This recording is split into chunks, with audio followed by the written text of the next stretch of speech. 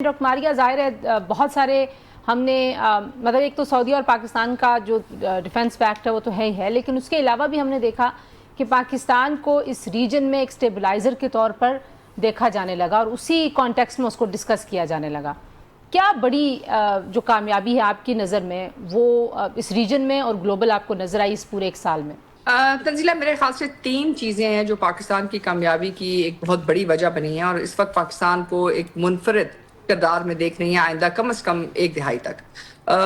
سب سے پہلے تو یہ ہے کہ اس وقت جو اس خطے کی اقتصادی حیثیت ہے وہ دنیا کے سامنے ابھر کے آئی ہے، اور اسی کے ساتھ جو ایک اور اقتصادی جو حقیقت ہے وہ ہے گوادر کی، جو اس سے پہلے یہ کہا جا رہا تھا کہ جی کراچی گوادر شاید آپریشنلائز نہ ہوں، لیکن جس طرح اسٹریٹ آف ہرمز بند ہوا اور اس کے بعد گوادر اور کراچی سے جو ہے نہ صرف آپ کی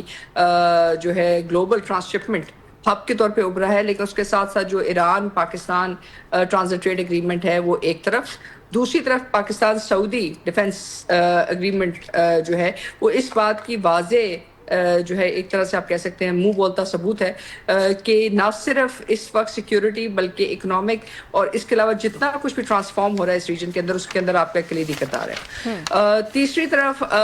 جو آپ کا ریلیشن شپ ہے قطر کے ساتھ، اور اس کے ساتھ ساتھ جو آپ کا ریلیشن شپ اس وقت چین کے ساتھ اور امریکہ کے ساتھ ہے، وہ بھی اپنی نمایاں حیثیت رکھتا ہے۔ اور آخر میں لیکن بہت اہم، پاکستان روس کے جو تعلقات ہیں وہ بھی ایک نئے زور میں اور ایک نئے زمانے میں داخل ہونے جا رہے ہیں، جس سے ظاہر ہے ایک سوال اٹھتا ہے کہ جو پاکستان کا مستقبل ہے اس پاکستان نے کیا حاصل کیا۔ دیکھیں، جو پاکستان کی پہلے 70 سال کی جتنی بھی فورن پالیسی کی اچیومنٹ آپ دیکھ لیں تو فورن پالیسی کی اچیومنٹ جو ہے زیادہ تر لونز کے ساتھ لنک تھی، زیادہ تر انٹرنیشنل سیکیورٹی پیکٹس کے ساتھ لنک تھی، جہاں ہم ریسیپینٹ تھے، یعنی کہ ہم دنیا سے ایڈ مانگ رہے تھے، ہم دنیا سے سیکیورٹی بھی مانگ رہے تھے، ہم کوپریشن بھی مانگ رہے تھے، موسٹ فیورڈ نان نیٹو ایلائی تھے، یعنی کہ ایف ایم ایم کے پروگرام کے دعوے دار تھے، بہت ساری اس طرح کی ہمارے پاس چیزیں ہیں، سیٹو سینٹر کے ممبر تھے، لیکن ان سب میں ہم جو ہے ریسیپینٹ جو ہے کردار میں تھے۔ اس بنیان المرصوص کے بعد، اس فتح کے بعد جو چیز ہمیں حاصل ہوئی ہے کہ ہم ریسیپینٹس کی طرف سے نکل کر اب ہم گلوبل ساؤتھ کے لیڈر کے طور پہ آ گئے، اب ہم گیورز میں آ گئے ہیں۔ اس سے نہ صرف اب آپ ٹریڈ کی بات کریں، یعنی ایڈ ناٹ مطلب ٹریڈ ناٹ ایڈ، یہ آپ نے اس کو حقیقت کر لیا ہے۔ اس وقت لوگ آپ سے ٹریڈ کنیکٹیوٹی کی بات کر رہے ہیں۔ ظاہر ہے پاکستان کی اکانومی کو وقت لگے گا ٹریڈ کو پک اپ کرنے کے لیے، اس کو انٹرنلائز کرنے کے لیے، لیکن اگر آپ گلوبل ٹرانسشپمنٹ ہب کے اندر ایک ایف او بی کراچی کے طور پہ رجسٹر ہو جاتے ہیں، ایف او بی گوادر کے طور پہ رجسٹر ہو جاتے ہیں، تو یہ ایک بہت بڑی کاوش ہے۔ ٹھیک۔ دوسری طرف آپ جو ہے ڈیفنس آرکیٹیکچر کے اندر ڈیفنس دینے والے ممالک میں سے بن گئے ہیں، ڈیفنس لینے والے ممالک میں سے نہیں۔ اور تیسری طرف آپ کو ایک اسٹریٹجک پارٹنر کے طور پہ دیکھا جا رہا ہے فار انٹرنیشنل ڈپلومیسی، اور کس لیے کہ تیسری عالمی جنگ روکنے کے لیے۔ اور اسی طرح پاکستان کا جو ریلیشن شپ چائنا کے ساتھ ہے وہ بھی منفرد نوعیت کا ہے۔ بالکل ٹھیک ہے، آپ نے بڑے اچھے طریقے سے اس کا احاطہ کیا ہے۔ جو ظاہر ہے ایک طرف جوہری پروگرام ہے آبنائے ہرمز، جو وہاں پہ جو کشیدگی ہے اس کو کم کرنا ایک ہے، لیکن ایران کی طرف سے جو ان پر پابندیاں ہیں ان کی نرمی اور وہ کس حد تک نرمی ہوگی، وال اسٹریٹ جرنل کی رپورٹ کہتی ہے کہ وہ سب سے بڑی ایک رکاوٹ بنی ہوئی ہے۔ تو آپ کو لگتا ہے کہ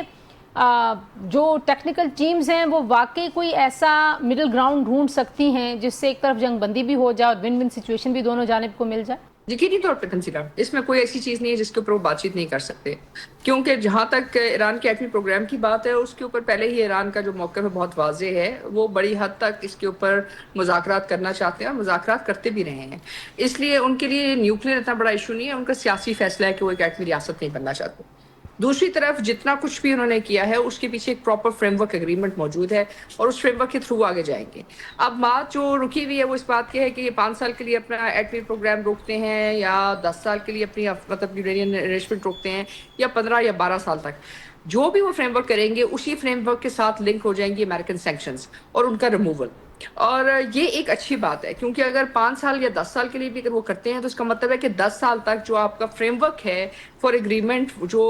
ایک طرح سے آپ کہہ سکتے ہیں اس وقت ضرورت ہے کہ درینہ امن ہو، وہ اس کا ایک ضامن بن جائے گا، یعنی کہ جو گارنٹی ہے وہ اٹ سیلف جو ہے کنورٹ ہو جائے گی نیگوشیشنز کے اندر۔ تو یہ ایک اہم بات ہے۔ دوسری بات یہ ہے کہ ہم نے یہ بھی دیکھنا ہے کہ اس کے بعد جو اسٹریٹ آف ہرمز ہے اس کے اندر کیا ہوگا. دیکھیں یہ ایک نیا ایشو ہے اور اس ایشو کے اندر کیا فریم ورک ڈیولپ ہوتا ہے کیا نہیں ہوتا ہے یہ دیکھنے کی ضرورت ہے. لیکن جو چیز امیزنگ ہے اور جو چیز ہمیں سمجھنے کی ضرورت ہے وہ یہ ہے کہ ان سینکشنز کے بعد ایران جو ہے واپس امریکن سوئفٹ سسٹم میں آئے گا, اور اگر امریکن سوئفٹ سسٹم میں آتا ہے تو ظاہر ہے اس کا مطلب یہ ہے کہ تیل کی تجارت میں واپس جو امریکہ کی جو ڈومیننس تھی ڈالر کی وہ واپس آ جائے گی, اور اگر وہ واپس آتی ہے تو ڈی ڈالرائزیشن جو ہے کچھ حد تک رکے گی. اب اگر اس کے اوپر چائنا اپنا انٹرفیئرنس کرتا ہے اور کچھ حد تک اس کو میلو ڈاؤن کرتا ہے تو پھر ہو سکتا ہے کہ اسٹیٹ آف ہرمز کے اندر آپ کے پاس ایک نیا گلوبل سیکورٹی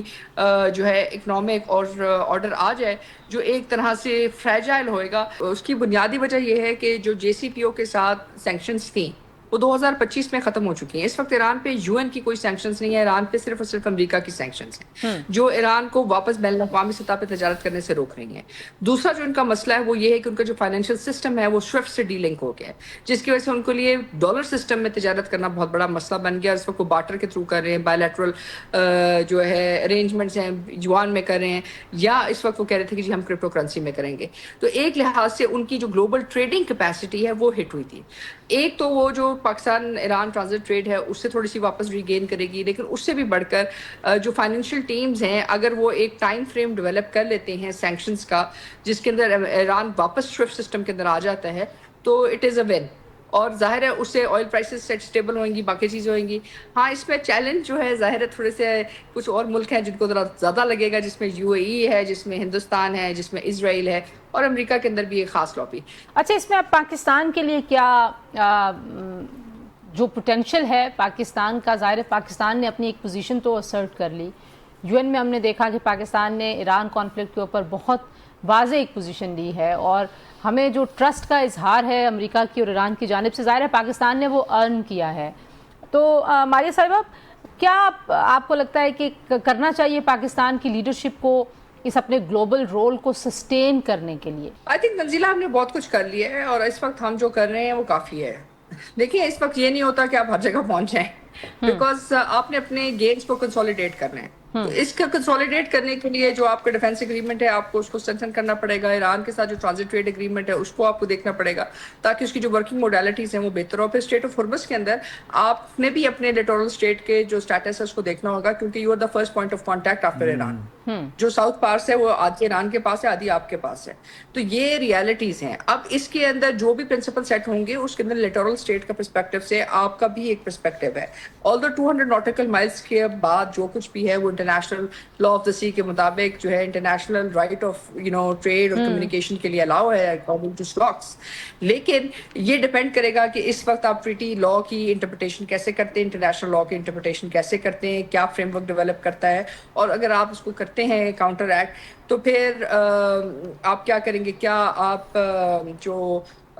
بندر آباد سے اس کو آپ سسٹر پورٹ بناتے ہیں گوادر کے ساتھ, آپ ہمنائی پورٹ جو ہے جو ایک آئل ریفائننگ پورٹ ہے اس کو بنائیں گے گوادر کے ساتھ. یہ بہت ساری چیزیں ہیں جو بھی آپ نے آگے دیکھنی ہے, کیونکہ ظاہر ہے یہاں آئل کے ڈائنامکس بھی چینج ہوں گے, پالیٹکس بھی چینج ہوئیں گی, اور سیکورٹی اور اکنامک آرکیٹیکچر بھی چینج ہوگا. اس کے لیے آپ کو بہت فعال ٹیمز چاہیے اور آپ کو ان تمام چیزوں کو دیکھنا ہوگا. پھر ظاہر ہے جو آپ کا ریلیشن شپ ہے چائنا کے ساتھ بیلٹ اینڈ روڈ انیشیٹو پہ اس کو بھی دیکھنا ہوگا, اور امریکہ کے ساتھ. تو اس وقت آلریڈی آپ کی پلیٹ اچھی خاصی فل ہے. سو اگر آپ اسی کو مینج کر لیتے ہیں اور صحیح طریقے سے مینج کر لیتے ہیں تو آپ کے جو گینز ہیں وہ اسٹریٹجک ہیں, وہ کوئی چھوٹے گینز نہیں ہیں جو پاکستان کو ایک ڈفرینٹ لیگ میں کھڑا کر دیں گے. اور ظاہر ہے اس میں سب سے بڑا جو ڈائریکٹ بینیفیشری ہے جس پہ ہم بات چیت نہیں کرتے ہیں وہ ہے انڈر دا واٹر جو سی کیبلز ہیں, اور جو سائبر کنیکٹیوٹی ہے, اور جو Amazon.com ہے, اور جو Alibaba.com ہے. اس کے اندر کیا آپ چائنیز ڈیجیٹل سلک روٹ کا حصہ بنیں گے یا آپ امریکن سلک روٹ کا حصہ بنیں گے, کیا کریں گے؟